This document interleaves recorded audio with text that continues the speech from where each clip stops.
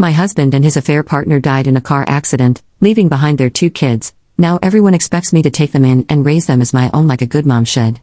Posted by u/scaredycat1122. My 45F husband, 49M, of 23 years had an affair with a 20-year-old girl starting in 2020. I found out this year when his affair partner gave birth to twin boys in March. Obviously, we were going to divorce. We've been hashing things out since then. It's been a lengthy process due to some properties we own in common, and we needed to get an accountant because he used the shared account for his affair. Finally, things seemed to be getting close to the end when both my husband and the woman he cheated with were killed in a car crash. By some miracle, the twin babies were not harmed in the crash. Now they are orphaned and neither set of grandparents can take them in permanently. My husband's parents are both in assisted living, he had no siblings, and the only aunt who could take them refuses. She's been child-free her whole life. On the woman's side, I'm not sure of all the details, but her parents are also unable to be involved long-term, and her only sister lives overseas. Since we were still married and he had not updated his will, all his assets are set to pass to me and our 2 children. I'm not callous enough to leave those babies with nothing, so I agreed to let whoever becomes their legal guardian have the remaining balance in the shared account, about $25,000 in savings. The issue is that no one wants to take them in. Now my in-laws are pressuring me to take them in and raise them. The problem is, I don't want to, at all. I wouldn't love them, and I don't want to be the evil stepmother. But I know a big part of me will always have some level of resentment toward them. I would probably favor my own children. It's not their fault, but I truly loved my husband, and I thought we were happy before I found out about the affair. We have 2 daughters, 14 and 16. Obviously, we had disagreements, but we never insulted each other before. Then I found out about the affair, and he began calling me names and blaming me for his cheating. He became abusive and even tried to kick me out of the house, my childhood home, which is not shared property, for the record. I'm also raising teenagers alone now. I don't have the energy to raise babies anymore. My daughters hate their baby brothers. I tried to get them to spend time with their dad as we were divorcing, but they refused. Since this all came out because of the babies, there wasn't really a way to sugarcoat the situation. And they are also too old for me to get away with it. Most of my friends agree it's not my place to care for those children, but my in-laws, the affair woman's parents, and my mother want me to raise them. I know my mom is just having grandkids fever, but it hurts not to have her support. I have to make a decision by next week, or the boys will be going into foster care. At the moment, they are temporarily placed with their maternal grandparents. I feel horrible, but I am very sure I can't take them in. Would I be wrong if I refused to take them in? First update. Hey everyone. This blew up far more than I thought, and I appreciate the well wishes for my girls, the boys, and myself. Also, thank you to the many lovely people offering to help give the twins a good home. I might not be their mother, but it touches me and makes me glad there are good people out there. After thinking carefully, speaking to my lawyer, reading responses, doing research, etc., I plan to speak to the grandparents tomorrow and refuse to take legal guardianship of the boys. I will let them know the usernames of people who offered to me for private adoptions or fostering, but my daughters are my priority. It will be up to the twins' grandparents to decide if they'll proceed with adoption, keep them, or turn them over to the state. I wish I had the mental capacity to be the person to do this, but I have 2 girls who are going through a lot, and they need my full attention. I'll also be talking to the lawyers to figure out if the boys have any inheritance claim properly. If they do, I'll separate it and leave it to the lawyers to do what they need to do for them to have access when it's best.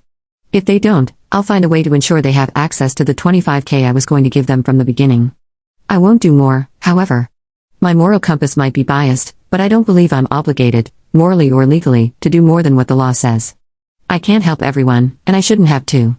I have 2 girls who lost their father, 2 girls who need therapy, 2 girls who are just about to go to college. They've gone through enough without seeing their mother favor the children of their father's mistress. Second update. Hey everyone, as I mentioned 2 nights ago, I went yesterday to speak to the twins' grandparents. I explained my position and refused to take guardianship of the boys. My mother-in-law almost slapped me when I said that, but thankfully, this was all done in a public place, and my father-in-law stopped her. The maternal grandparents kept pleading for me to raise them since they didn't want to lose them. I kept saying no, and when they called me selfish, I lost it. I told them to their faces that the only selfish people in this mess were them and their son and daughter. Their son, my husband, for cheating and then making the divorce hell for me and my girls. Their daughter because she was a WHRE, I used another word, who went after a married man twice her age. I told them if I heard from them again, I would request a cease and desist. I also informed my parents-in-law that they won't have access to my daughters for the foreseeable future. I'll explain why in a bit. We were at a restaurant, but I didn't stay for the meal. I also sent an email to my lawyer so he can ensure CPS and any agency involved in the welfare of the twins is aware that I'm not going to be their guardian or be involved. Then I sent an email to my in-laws with all the usernames and websites from people here on Reddit who have offered to do interviews for the twins' adoption. I won't be involved beyond this point, so please, as lovely as it is, I can't help you if you are interested in the boys. Yesterday was the end of my involvement. As for why my in-laws won't see my girls, I spoke to my daughters and decided to find out more about their thoughts before I went to meet the grandparents. My youngest refused to speak to me, which I found very out of character for her. My eldest then asked for just the two of us to talk. That's when she explained that my in-laws had been going on about how the girls need to get ready to go to public school instead of their private school and get jobs right out of high school since I would have to provide the twins with private schooling and college money. Apparently, they were also told to start moving their stuff to share a room. My girls have separate rooms, since the twins need more space. This was not known to me, mostly because that would never happen. Apparently, my in-laws have been basically bullying the girls because the babies take priority. Yeah, that's not happening. I told the girls that their grandparents have no say in where they go to school, their college funds, or how the rooms are set in our house. I also said I do agree they could use a part-time job during college and maybe a scholarship, but their tuition will be paid. I told them not to blame the babies for the stupidity of the adults. They told me they understand, but they still don't want to interact with their brothers for now. That for now part gives me hope they'll get through things. For now, we're going to make some changes in the house. The girls and I both don't like that there's still an office space that my husband used. We're going to make it into a gaming room for all of us. I plan to take down some pictures that have my husband in them and put them in albums for the girls. We just want to make the house more ours. For those wondering why my girls want nothing to do with their father, my daughters were the ones who discovered the affair and told me when my husband took them to meet the twins at the hospital. He had asked them to keep it a secret, but my girls told me. After that, my husband began treating them horribly too. He burnt all bridges with the girls. Third update. I spoke to a lawyer on Monday. The boys have no inheritance claim until a DNA test is done. After that, their only claim will be against my in-laws. The shared account is not considered my husband's individual property, so it's mine. The same goes for the lake house. Since he had a personal savings account and a life insurance policy, which went to his parents, that will be the only thing the boys could claim. Obviously, this could change if it goes to trial, but the lawyer told me that with how little my husband left my girls and me, there's very little chance a judge will demand our assets. The lawyer also recommended that I completely end the idea of sharing any money with the boys. That could be used against me to claim I'm taking financial responsibility for them and should be considered their guardian. I'm dividing the money from the shared account for my daughter's college tuition.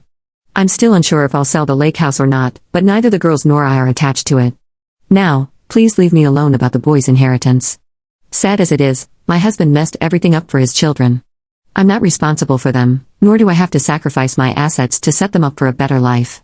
Fourth update. There's some good news and some annoying news. The good news is that the boys were safely retrieved by CPS from their maternal grandparents, and will be placed in foster care until a permanent arrangement is made. I found out when it happened because their grandparents, and my mother, came to scream at me at work. In all honesty, I'm glad this happened at work and not at home. It's made me consider moving, as I don't want my daughters exposed to any of this. An annoyance I had soon after was getting a call about my inquiries into fostering and adopting. Apparently, my information was sent to CPS as someone interested in fostering the twins and eventually adopting. I immediately explained the situation between the grandparents and me, and the operator was speechless at first. She apologized for the situation and told me she would make sure I wasn't bothered about the process. I also got served this morning. My in-laws are suing for grandparents' rights. They are also suing for custody.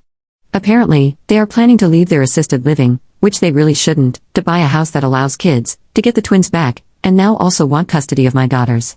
My personal lawyer immediately gave me some instructions I won't share to safeguard myself and my daughters from some risks during a possible custody battle.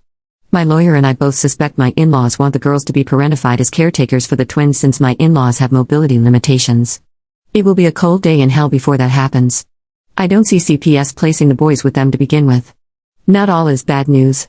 I'm starting therapy next week, and my eldest daughter is once again talking about the colleges she wants to attend. We still haven't really talked about their father or gotten them to agree to visit his grave. I, myself, haven't gone there, and I'm trying really hard to get used to not calling him my husband anymore. I had nothing to do with the funeral plans aside from paying bills, and from what I heard, his parents had the epitaph, devoted and beloved husband, father, and son written on it. I find it a joke.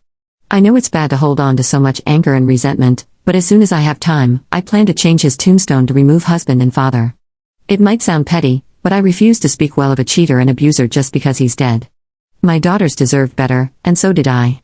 And for anyone complaining about me changing the tombstone, I paid for everything in the end. So, stick your complaints you know where. I don't think I'll post another update until the whole mess with the grandparents' rights lawsuit is resolved. So to the kind people who have sent support to me and my daughters, thank you so much. Maybe I'll have good news in the future. 5th update. Hey everyone, some people have been asking me for updates, and to be honest, I had nothing until today. To start, cousins from my ex-husband's side of the family took the boys in. I know them, they are lovely, and I know they'll give the twins a great life. The new parents, calling them Matt and Kim, talk to my daughters and let them know if they ever want to reach out to their half-brothers, they just have to call. Otherwise, they can just see them as distant cousins. My girls thanked them but insisted they don't really want a sibling relationship at this time, though maybe as cousins it will be okay. I did offer them the money from the shared account since they are family, but they said not to worry as they don't need it. Kim even insisted I use that money for a vacation for my girls and me. Apparently, I look like the living dead. They also set very strict boundaries with my in-laws and the parents of my ex's affair partner. They can see the boys, but they won't be seen as grandparents. This apparently caused a big fight with the affair partner's parents, and Matt and Kim then cut them off. Again, threats of suing for grandparents' rights were thrown around, but they went nowhere. That's how I found out why the affair partner's parents couldn't take the boys permanently.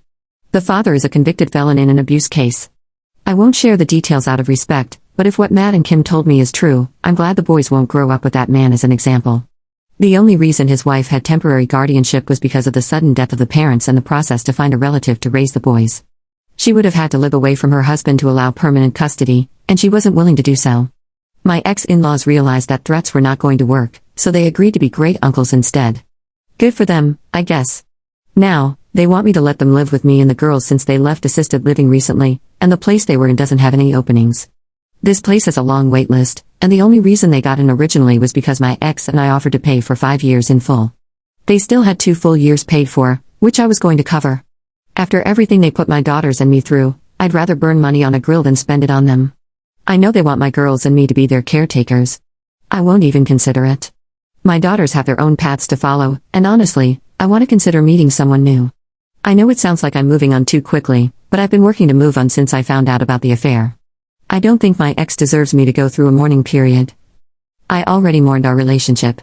At least, that's what my eldest daughter said, funny enough. She's been encouraging me to go out and meet someone. We still have that custody lawsuit from my ex-in-laws going and a few other issues that I will update when I have more, but I wanted to at least let everyone know the boys are safe and together.